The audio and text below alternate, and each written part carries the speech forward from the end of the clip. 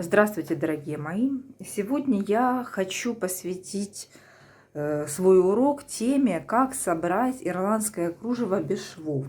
Вот я принесла вам показать две моих вещи, которые вот собраны с помощью макета и на которых нету швов. Вот рисунок полотна плавно перетекает с передней половинки на заднюю. В районе плечей, вот где плечи, где рукава вшиты, вы здесь не увидите никаких швов. Здесь все, рисунок располагается так, чтобы он переходил с одной детали одежды на другую. И вот эта вот блузочка точно так же сделана. Видите, вот он боковой шов, вот это вот боковая часть блузки. Здесь рисунок расположен полностью по кругу, как цельное полотно. Здесь нету никакого шва. И в районе плечей точно так же. Видите, рисунок располагается, переходит с одной части на другую. А теперь я вам покажу вещь, с которой я работаю. Вот сейчас я работаю вот с этой вот зеленой блузкой. И хоть я уже и показывала, и рассказывала, как это сделать, возможно, недостаточно наглядно я это все показала. Вот смотрите, вот эта вот блузка, пошитая из просто плотной ткани. Просто плотная ткань, которую вы можете купить, или блузку саму можете купить, или пошить по своим меркам, заказать у портнихи. И эта блузка или платье, в зависимости от того, какую вещь вы собираетесь делать, будет вашей основой, будет вашим макетом. Вот смотрите, это рукава, это вот горловинка, да, вот все. Это просто обычная блузка. Все, что вам нужно сделать, связать элементы, да, элементы связаны, это все понятно. Затем вы располагаете элементы, как вам нравится. Как вам нравится. Вот смотрите, здесь идет цепочка из цветков, которая переходит. Вот боковой шов. Она располагается через боковой шов, проходит. Вот этот вот завиток тоже располагается на боковом шве. Неважно, мне так нравится. Вот смотрите, горловина. Она связана одним целым таким вот кружочком и приметана просто, невзирая ни на какие швы, просто к блузке приметана. Вот у меня связаны элементы, которые вокруг горловинки. Вот смотрите, вот это вот плечевой шов. Плечевой шов. Ничего страшного. Элемент заходит на плечевой шов.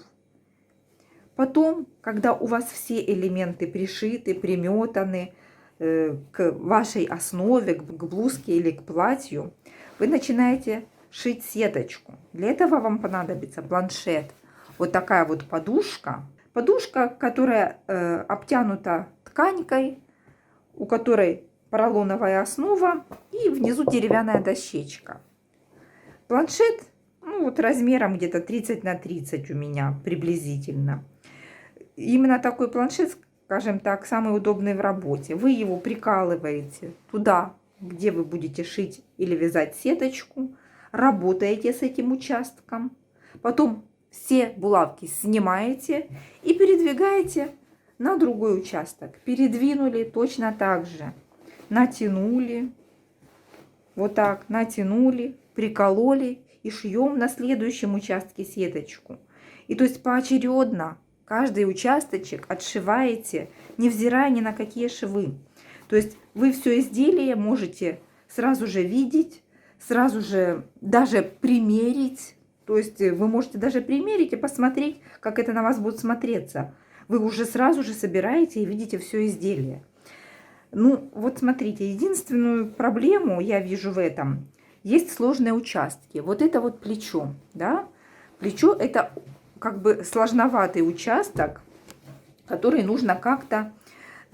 большой планшет сюда не подлезет. Да? Вот в плечевой узел сюда планшет не подлезет. Для этого вы используете вот такие вот подушки поролоновые, обтянутые тканью. Можете их сделать несколько штук разных размеров. Вот у меня две таких поменьше, две чуть побольше.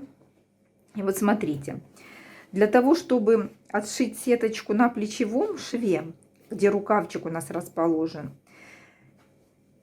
Берете вот какую-нибудь вот такую подушечку, которая подходит вам по размеру. И вы можете из этой подушечки имитировать ручку, как будто вот у вас часть манекена мягкого, рука. И вот смотрите, с помощью вот этой подушки вы имитируете плечевой срез, вот, окат рукава. И вы можете уже вот здесь отшивать сеточку. Берете вторую подушечку. Точно так же ее можно вот сюда разместить. Вот, размещаете внутрь.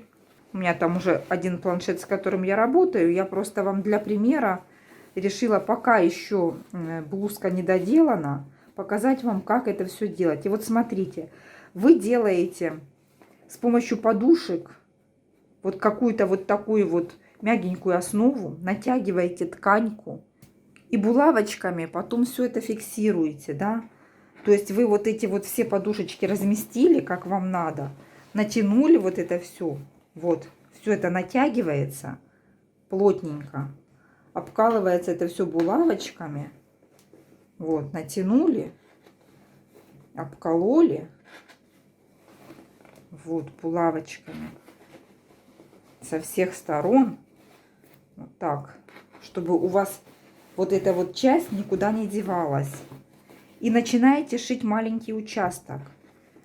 Начинаете шить, вот когда уже все будет зафиксировано, допустим, здесь можно отшить, вот этот участок нельзя пока шить.